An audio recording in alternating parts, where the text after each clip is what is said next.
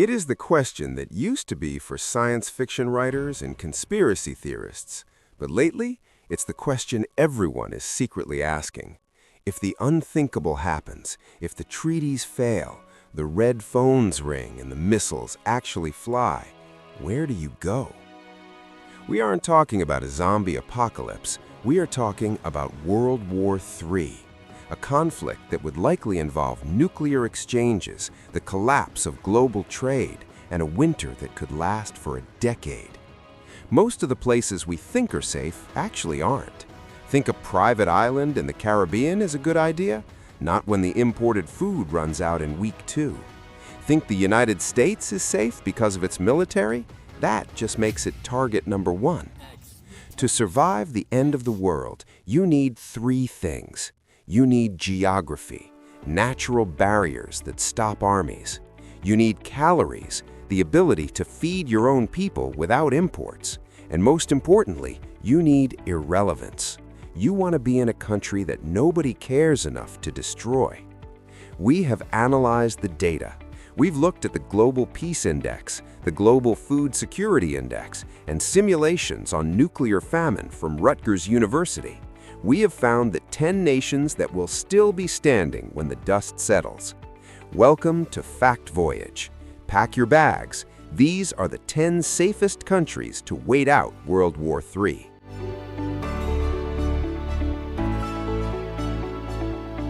We start our journey in South America.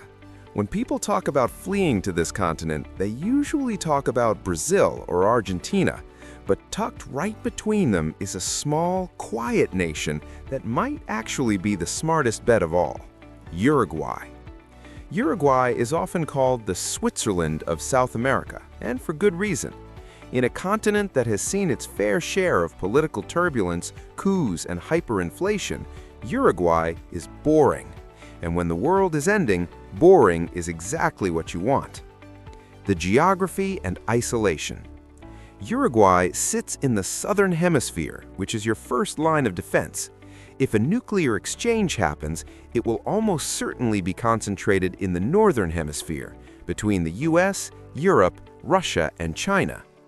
Modeling suggests that the radiation fallout and the worst of the nuclear winter smoke would stay trapped in the north for quite some time. By being down here, you are physically removed from the blast zone. But why Uruguay specifically? It's about stability. Uruguay ranks number 1 in Latin America for democracy, low corruption, and peace. While its neighbors might face civil unrest when the global economy collapses, Uruguay has a cohesive society that is more likely to stick together than tear itself apart. The food factor. This is Uruguay's superpower. This country has a population of just 3.4 million people. Do you know how many people their farmland can feed? 28 million. Uruguay produces nearly 10 times more food than it consumes. They are a global beef powerhouse, with 4 cows for every 1 human.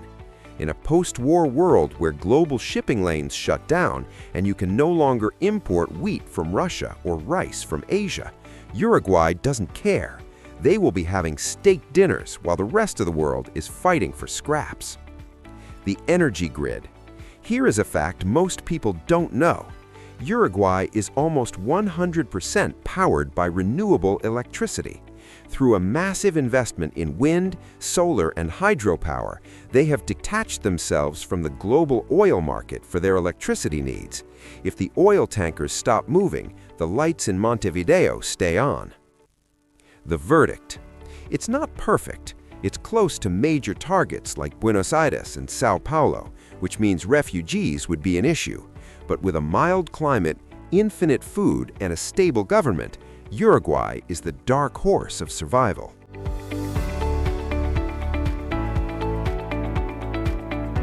Let's leave the mainland and head to the middle of the Pacific Ocean. If you really want to get away from everyone, you go to Tuvalu. This is one of the least visited countries on Earth. It is a chain of 9 tiny islands located about halfway between Hawaii and Australia. The total land area is just 10 square miles. The geography and isolation. In a global war, generals look for strategic targets. They bomb military bases, industrial hubs, and large cities. Tuvalu has none of those. It has no military. It has no natural resources like oil or valuable minerals that an invading army would want to steal. It is, in the best possible way, strategically worthless. No one is going to waste $1 million missile on a coconut grove in Tuvalu. The survival reality. Now, I know what you're thinking. Isn't Tuvalu sinking? Yes, climate change is a massive threat here long term, but we are talking about a sudden World War III scenario. The benefit of Tuvalu is the ocean. The Pacific Ocean provides a massive buffer against fallout. The distance from any continent means that the chaos of the mainland simply cannot reach you. The food factor. This is where it gets tricky and why it's only number 9. Tuvalu imports a lot of its food today. However, the locals are masters of the sea. If the shipments stop, the diet goes back to what it was for thousands of years: fish, coconuts, breadfruit, and taro. You won't starve here, but your diet will become very simple, very fast. You also need to be comfortable with a lack of modern medicine. If the hospitals run out of supplies, you are on your own. The verdict. Tuvalu is the ultimate hide-and-seek champion. If you can get there, which is hard, and if you can learn to fish, which is essential, you could theoretically sit out the entire Third World War without ever seeing a single soldier. Just hope the sea levels don't rise too fast while you wait.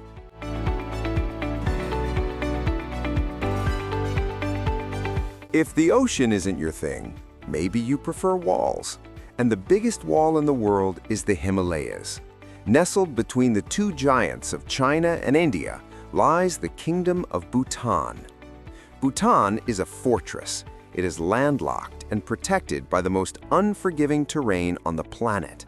For centuries, Bhutan remained independent simply because invading it was a logistical nightmare. That holds true today. The neutrality. Bhutan is famous for measuring gross national happiness instead of GDP. It is a deeply Buddhist nation with a foreign policy that essentially says, "Leave us alone." They have no diplomatic relations with China. They have no diplomatic relations with the United States. In fact, they only have diplomatic relations with about 50 countries in total. In a world war, alliances get you killed. Bhutan has almost no alliances to drag it into a conflict. The food and resources. Bhutan is an agricultural society. Most of the population already lives on subsistence farming. They don't rely on complex global supply chains to eat. They rely on their own backyard. They also produce a massive surplus of hydroelectric power from the mountain rivers, which they actually export to India. In a collapse scenario, they have unlimited clean energy and water. The catch. There is one big problem. Bhutan is sandwiched between China and India, two countries that would almost certainly be nuking each other in a World War III scenario. However, the mountains provide a natural shield against blast waves and, to some extent, fallout. The geography of the valleys means that unless a bomb falls directly on Thimphu, the mountains protect you. The verdict. Bhutan is a time capsule. It feels like it exists in a different century. If the modern world destroys itself, Bhutan might just lock the mountain passes, spin the prayer wheels, and keep going as if nothing happened.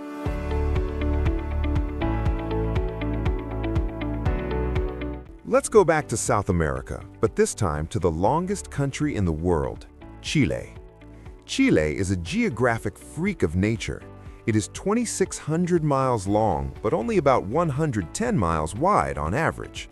It is shielded by the Andes Mountains to the east, the second highest range in the world, and the Pacific Ocean to the west. To the north is the Atacama Desert, the driest place on Earth. To the south, the icy waters of Antarctica. Chile is an island that isn't an island. It is almost impossible to invade.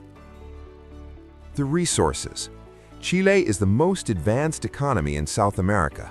It has modern infrastructure, great hospitals, and high internet connectivity. But unlike many developed nations, it is rich in resources. They have the world's largest reserves of lithium and copper.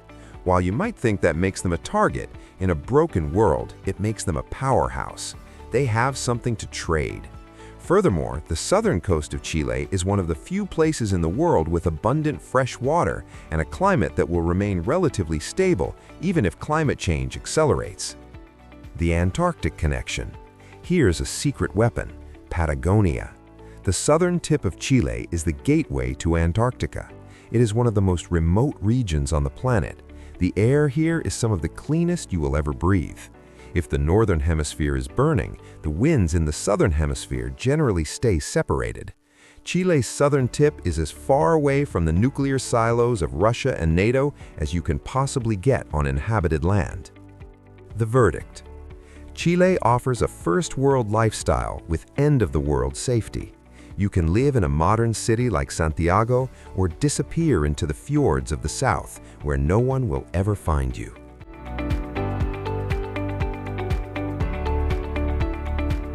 Okay, this one is controversial. Technically, Greenland is part of the Kingdom of Denmark, which is a NATO member. In theory, that makes it a target. But look at the map. Greenland is massive, and it is empty. The geography. Greenland is the world's largest island. It has a population of just 56,000 people. If Russia or China launches missiles at NATO, they're aiming for London, Berlin, Washington, and military bases. They might hit the Thule air base in the far north of Greenland, yes, but if you're in a small fishing village on the east coast, you're hundreds of miles away from anything worth destroying. The survival factor. The terrain here is hostile. That's good. Armies cannot march across the ice sheet. There are no roads connecting the towns. You have to travel by boat or helicopter. This natural barrier prevents mass refugee waves. You won't have millions of people fleeing here because they physically can't. The food and water. You have the largest freshwater reserve in the northern hemisphere locked in the ice. You will never run out of water. Food is harder. You can't grow crops on ice. But the waters around Greenland are teeming with fish, seals, and whales. If you can hunt and fish, you can eat. The verdict. Greenland is for the rugged survivor. It's dark for half the year, it's freezing, and it's lonely. But if the world is on fire, the ice starts to look pretty good. Just stay far away from the US military bases, and the rest of the island is a natural bunker.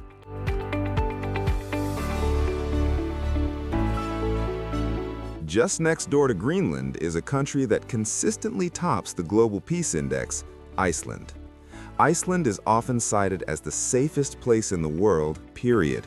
It has no standing army, it has a low crime rate, it is an island in the middle of the North Atlantic, far from the front lines of Europe.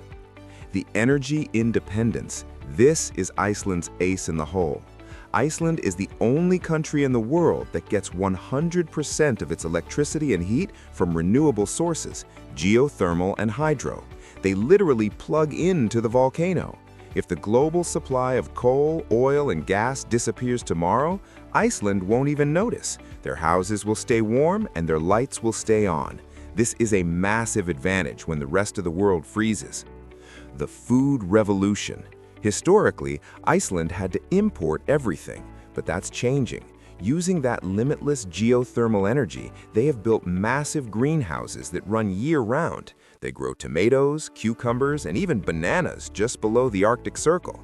Combined with some of the richest fishing grounds on Earth, Iceland could, if forced, feed its small population of 370,000 indefinitely. The risk. Like Greenland, Iceland is a NATO member. It has strategic value for controlling the Atlantic. However, because it has no military of its own and a small population, it is unlikely to be a primary target for nuclear annihilation. The risk is there, but the benefits of unlimited energy and isolation outweigh it. The verdict? Iceland is the modern survivor's dream. It offers a high standard of living, total energy independence, and a society that knows how to survive harsh conditions.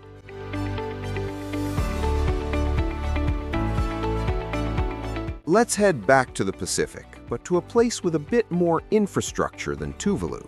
Fiji. Fiji is an archipelago of over 300 islands.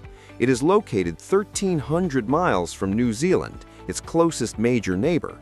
In the context of a global war, Fiji is in the middle of nowhere, and that is exactly where you want to be. The resource abundance. Unlike the tiny atolls of Tuvalu, Fiji has large volcanic islands with high mountains and fertile soil. You can grow anything here: sugar, fruits, vegetables, root crops.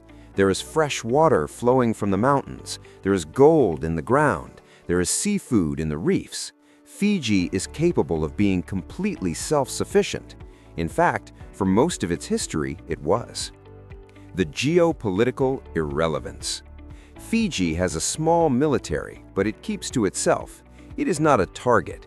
The radiation patterns from a Northern Hemisphere war would likely dissipate long before they reached the South Pacific trade winds. Fiji is safe, warm, and fertile. The vibe. The Fijian culture is community-focused. In a crisis, this matters. You want neighbors who share the harvest, not neighbors who loot your house. The Bula spirit isn't just a tourism slogan, it's a survival mechanism. The verdict. If the end of the world is coming, wouldn't you rather wait it out under a palm tree? Fiji offers the best balance of isolation and livability. You aren't freezing in a bunker, you're spearfishing in the sun.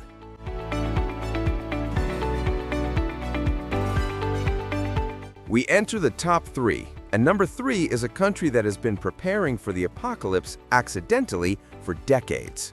Argentina. Wait, Argentina? The country with the inflation crisis? Yes, hear me out. In a World War III scenario, the stock market doesn't matter. The value of the currency doesn't matter. What matters is physics and biology. And by those metrics, Argentina is a superpower. The famine survivor. A study published in the journal Nature Food simulated the effects of a nuclear war between the US and Russia. They found that soot from burning cities would block the sun, causing a global famine that would kill 5 billion people. The study identified only a handful of nations that would maintain a calorie surplus. Argentina was one of them. Why? Because Argentina is a food monster. They produce enough soy, wheat, and corn to feed hundreds of millions of people. Even if the sun dims and crop yields drop by 50%, Argentina still produces more than enough to feed its own population. The geography. Like Chile, it is in the safe southern hemisphere. It is far from the blast zones. It has a massive land area with varied climates. While the economy might be chaotic, Argentina is a survivor nation. Its people are used to crises. They know how to fix things with wire and tape. They know how to live when the banks close. That resilience is invaluable. The verdict. If you are terrified of starving to death in the nuclear winter, Argentina is your safest bet. The economy might crash, but you will have bread on the table.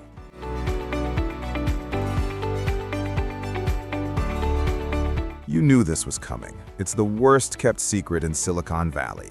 When the tech billionaires and hedge fund managers buy doomsday insurance, what they are actually buying is a passport to New Zealand.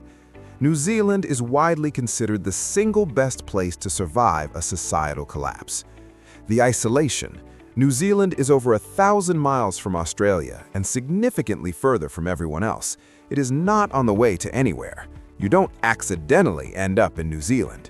This isolation is its shield. No army can maintain a supply line long enough to invade New Zealand. It's just too far. The self-sufficiency. New Zealand is rich in water and fertile land. It has a population of 5 million, but produces enough food for 40 million. It produces its own energy through hydro and geothermal. It has a modern economy, a skilled workforce, and a government that is stable and democratic. The nuclear winter shield. Remember that study on nuclear famine? New Zealand was the other main survivor alongside Argentina. Because it is surrounded by the ocean, the temperature drops from a nuclear winter would be moderated by the sea. While the interior of continents freezes, New Zealand would stay relatively mild, allowing agriculture to continue. The verdict: New Zealand is the gold standard. It's modern, it's English-speaking, it's safe, and it's beautiful. But there is a catch. Everyone knows it. In a true global crisis, New Zealand might close its borders instantly. If you aren't already there, you might never get in.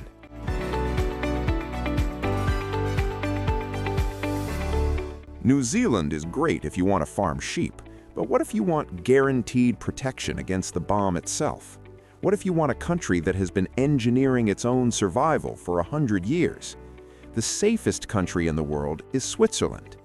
The bunkers. Switzerland is unique in human history. It is the only country that has laws requiring nuclear fallout shelters for every single citizen. That is not a typo.